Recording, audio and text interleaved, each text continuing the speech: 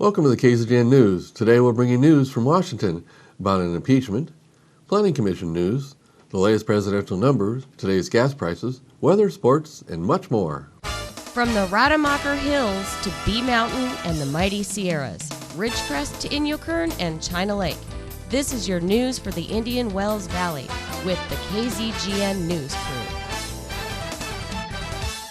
Hello, I'm Tom Wicknick. Thanks for joining us for the news affecting Ridgecrest and the Indian Wells Valley. In news coming out of Washington, we get this report. The Republican chairman of a powerful House committee has moved to impeach the head of the Internal Revenue Service, saying he has violated the public trust and obstructed congressional investigations into the treatment of conservative groups. Chaffetz is chairman of the House Oversight Committee, which has been investigating the IRS for more than 2 years. 18 Republicans on the committee joined Chaffetz in the co-sponsoring legislation for an impeachment resolution against the head of the IRS.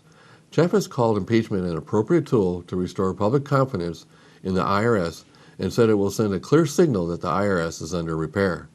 What inspired this move was that it was reported that no charges would be filed against anyone at the IRS for their targeted investigations of conservative groups' applications for tax-exempt status. Also, this included that Lois Lerner, that was suspected as being the main person behind the targeted investigations, would not be charged either. She pleaded the Fifth to protect herself. So someone pleads the Fifth to avoid incriminating themselves, and the Justice Department doesn't file any charges against anyone. Representative Jason Chaffetz of Utah said IRS Commissioner John Kaskinen failed to comply with congressional subpoenas, allowed documents to be destroyed, lost emails, and misled the public. The impeachment measure now goes to the House Judiciary Committee. Well, last night the Ridgecrest Planning Commission held their regular meeting. Agenda items they handled included a public hearing to consider approving a conditional use permit, a request by Sean Barker Construction to erect a 120-foot high Wi-Fi tower on M1 zone property located on North Inyo Street. This was approved. During the regular public hearing segment, the Commission held a pre-abatement public hearing to abate property at 127 West Wilson Avenue. This abatement was approved. Code Enforcement Officer Fred Booth also provided an update of previous abatements. Previously terrible properties were now all cleaned up. The Commissioners commended Booth for a job well done. Next, they considered a site plan review, a request by McDonald's USA proposing site exterior building modifications and a drive-through remodel to the existing McDonald's location on North China Lake Boulevard. This plan was approved. During the discussion and other action items part of the meeting, they got a presentation by Don Zadiba from the Indian Wells Valley Water District, and he's the general manager. He discussed state water mandates, the district's retrofitting existing landscaping program, and the district's water conservation ordinance. The main point to his presentation is that the state has provided a mandated new water conservation ordinance. This ordinance has to be approved or modified before December 4th. If no action is taken, it will go into effect automatically. It was kind of weird that it was taken up by the Planning Commission, as the City Council is the only one that can approve ordinances. And there appears to be wasted time that this probably should have been brought to the Council at their last meeting.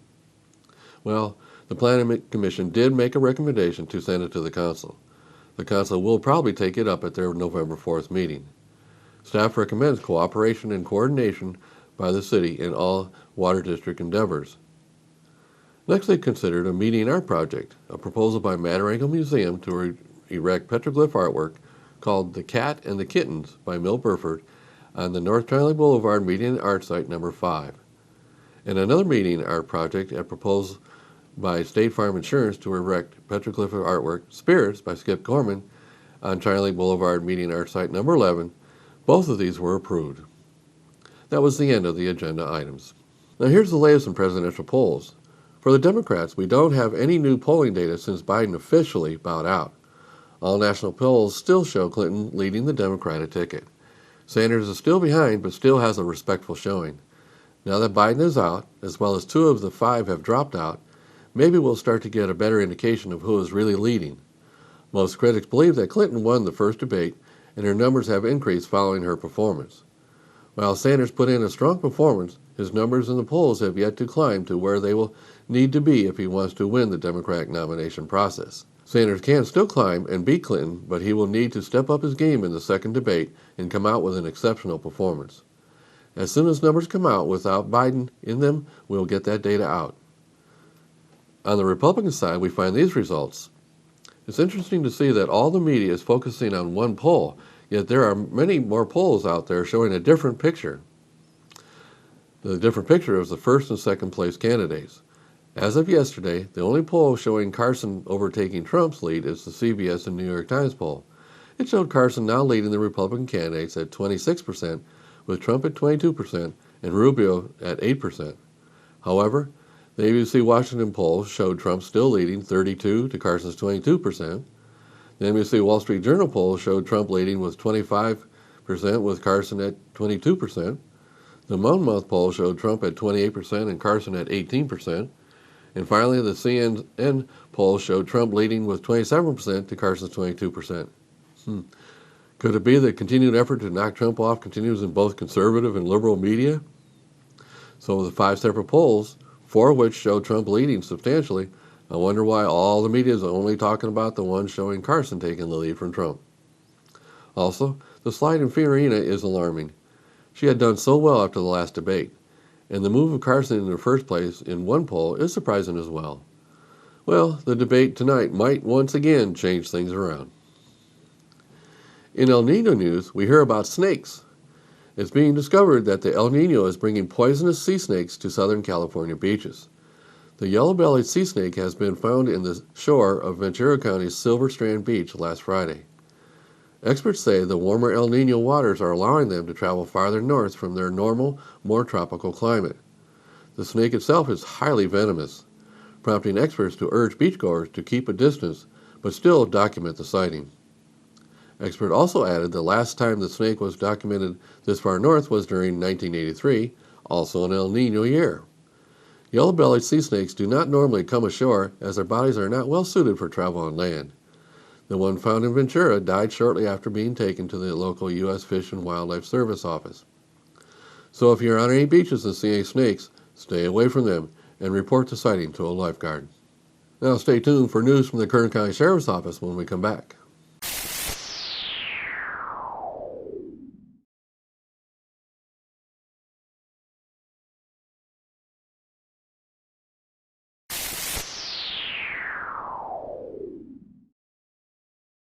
Thanks for staying with us. In Bakersfield, the Kern County Sheriff's Department has arrested one of their own after they said he was waving a gun at a group of juveniles. It is also breaking news that this person has escaped from sheriff custody. He escaped from the back seat of a patrol car parked in the Central Receiving Facility in Bakersfield. What happened was on October 24th at about 9:56 p.m., Kern County Sheriff's deputies were sent to a home in the 3100 block of Bell Terrace in southwest Bakersfield. There was a report of a man waving a firearm. While en route, deputies were advised the subject was a Hispanic man wearing a jacket and shorts and had brandished a firearm at a juvenile in front of the home. When deputies arrived, they observed the subject running toward a vehicle parked in the area. The subject was able to enter the driver's side of the vehicle. Deputies approached him and ordered him out of the vehicle with his hands raised. He complied. Deputies said they recognized him as 44-year-old Edward Tucker, a Kern County Sheriff's deputy employed by the Sheriff's Office. Tucker was detained at the scene. Deputies spoke to several witnesses and victims. Deputies were able to determine that Tucker had arrived in the area in his vehicle.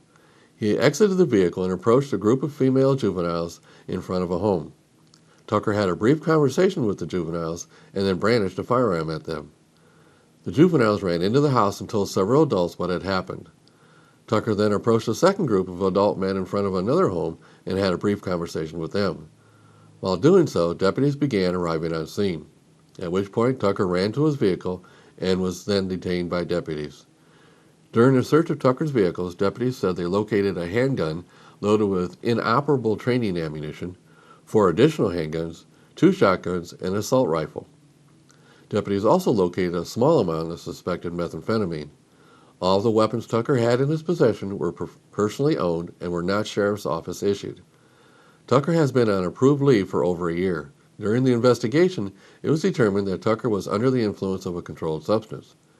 As a result of the investigation, Tucker was arrested for brandishing a firearm, being under the influence of a controlled substance while in possession of a firearm, possession of a controlled substance, driving under the influence, and felony willful cruelty to a child. He was booked into Kern County Sheriff's Office Central Receiving Facility. The Sheriff's Office is asking for anyone's help with the capture of Tucker. If anyone has information as to his location, please call the Sheriff's Office right away. In other Kern County Sheriff news, they report a Liberty High School student was arrested for threats. On October 26, during the late evening hours, the Kern County Sheriff's Office received a tip that a 15-year-old student at Liberty High School had made threats to other students that he would shoot up the school. The threats originated outside the city limits of West Bakersfield, so Kern County Sheriff's Office homicide detectives began investigating the threats. Liberty High School and the Kern High School District Police Department were notified of the threats. It was determined the student was not attending class on October 27th. During the investigation, detectives interviewed other students and the suspect's friends. After completing their investigation, detectives determined there was probable cause to arrest the student for criminal threats. The student was arrested and booked into juvenile hall yesterday. There are no other suspects outstanding from the incident. Now a report from Tanya Pyle, KZGN field reporter. Ridgecrest Republican Women Federated President Judy Weaver reported their booth at the Desert Empire Fairgrounds as a positive experience, saying, "We highlighted awareness of Republican candidates. We passed out copies of the Constitution and a resource brochure on the Republican Women's Federated Organization. We signed up a couple new members and gave people an opportunity to discuss their ideas, concerns for the country, and thoughts on various candidates." Weaver announced results of the unofficial poll conducted at the booth. Of the 143 votes, Ben Carson was the frontrunner with 49 votes. Donald Trump came in at a close 46 votes. Marco Rubio had 13 votes. Carly Fiorina had 10. Ted Cruz 9. Jeb Bush 8. John Kasich 4. And Chris Christie 2. Mike Huckabee and Rand Paul tied with 1 vote each. According to Weaver, some people said they weren't ready to vote in the unofficial poll because they didn't have enough information on the candidates. She encouraged people to visit the website GOPplatform.com to learn more. Presently, Ridgecrest Republican Women's Federated is gearing up for its regular monthly luncheon coming up Friday, November 6th. The luncheon will be from 12 noon to 1:30 p.m. in the banquet room of the Clarion Inn on North China Lake Boulevard. Their guest speaker will be Kern County Sheriff Donnie Youngblood. The Kern County Sheriff's Office is committed to working in partnership with our community to enhance the safety, security, and quality of life for the residents and visitors of Kern County through professional public safety services. The public is invited to attend. The cost of the luncheon will be $15 and reservations are required. Please make your reservations by calling 760-446-0815. The Indian Wells Gem and Mineral Society have announced their upcoming 60th annual Gem and Mineral Show. The show will take place on Saturday and Sunday, November 7th and 8th. This is the same dates as the Petroglyph Festival next weekend. The event will be at the Desert Empire Fairgrounds in Mesquite Hall. It will run Saturday and Sunday from 9 a.m. to 5 p.m. Admission is free. For more information, contact Vicki Black at 760-375-1053 or Ron Schiller at 760-377-5053. And again, next weekend is the second annual Petroglyph Festival. This year's event will be bigger than last year's event. Last year, thousands of people attended the event. The main part will be on Boston Street for a 2-day street fair. There will also be tours onto the base for a viewing of the actual petroglyphs. There is also scheduled a time capsule to be buried in Petroglyph Park on Friday. This is the largest event Ridgecrest offers. Plan on coming out to have a great day. Now, in KZGN continuous effort to provide news and information you've asked for, here are today's gas prices for Ridgecrest and some surrounding areas. Well, since my last report on Monday, gas prices were pretty steady throughout the areas we monitor. As of this morning, Ridgecrest is ranging from $2.89 to $3.09, Lancaster from $2.69 to $3.05, the LA Valley area $2.67 to $2.89, and the Bishop area $3.42 to $3.49. We have 6 stations coming in at the $2.89 figure. It kind of looks like prices around the region are leveled off. Tune in Mondays, Wednesdays, and Fridays for updates. We at KZGN always suggest you shop locally to support our local economy. Remember, when you pay any sales tax out of town, you are helping those cities pave their streets instead of here. Now stay with us for weather and sports when we come back.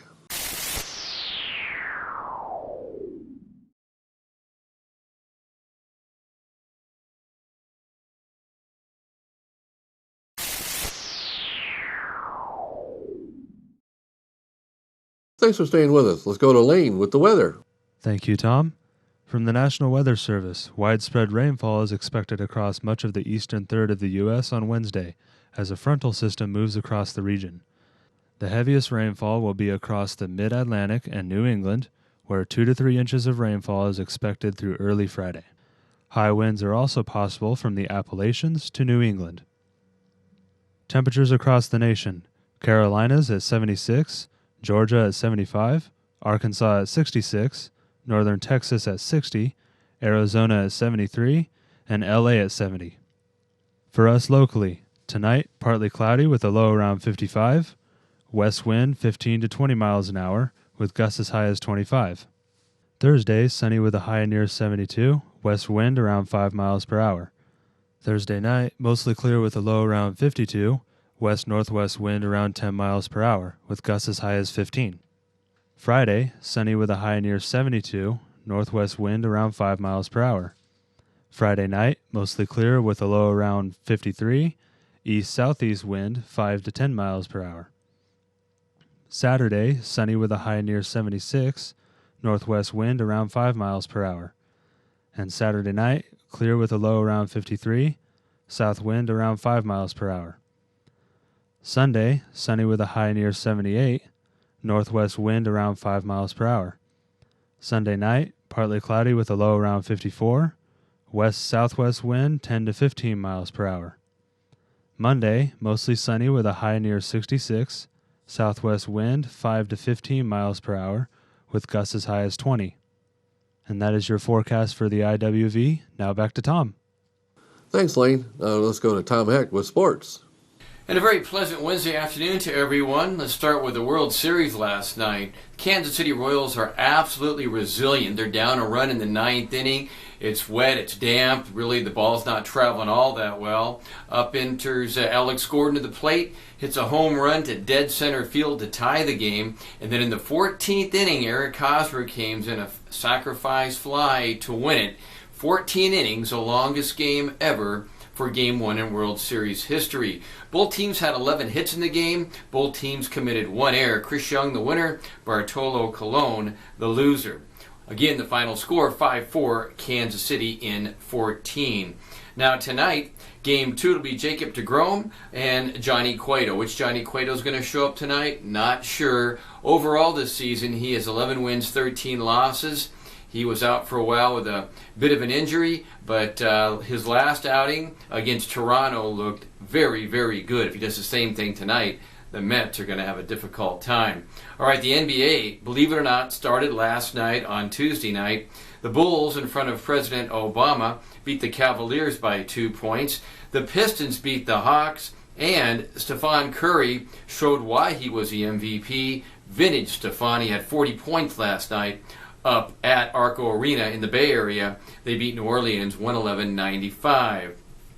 Now, Burroughs Volleyball, they are on the road tonight at Serrano. Serrano, the undefeated #1 team in the league. That'll be a tough game for the girls tonight, but they had a big win Monday against Apple Valley, and that puts their record to 5-3 in the conference, and Burroughs right now on track to probably get a playoff spot. Also, on volleyball note, Saracoso volleyball team is on the road tonight. They'll be at the College of the Desert. Now, they played Desert here 2 weeks ago. They lost in 4 games in very close matches. On Friday, the girls had their first league win. They defeated San Bernardino. That was here at Saracoso. They won in 3 straight sets. A lot of football coming up this weekend. UCLA, USC. It's going to be a fun weekend with college football. The Pac-12 is exciting. Everybody's got parity in the Pac-12. A couple games that could go either way. Washington State's playing Stanford. That could be an upset for Washington State. And California's playing USC at the Coliseum Saturday afternoon. That's going to be a very good game. Cal lost its last game against UCLA, and USC all over Utah last weekend at the Coliseum. That's your sports for this Wednesday. I'm Tom Heck for KZGN. So that's the news for today. All of us at KZGN-TV know you have a choice in what you watch for your news. We all thank you for choosing KZGN-TV, Ridgecrest's only locally owned community TV station. Now stay tuned for Ridgecrest Talk coming up next.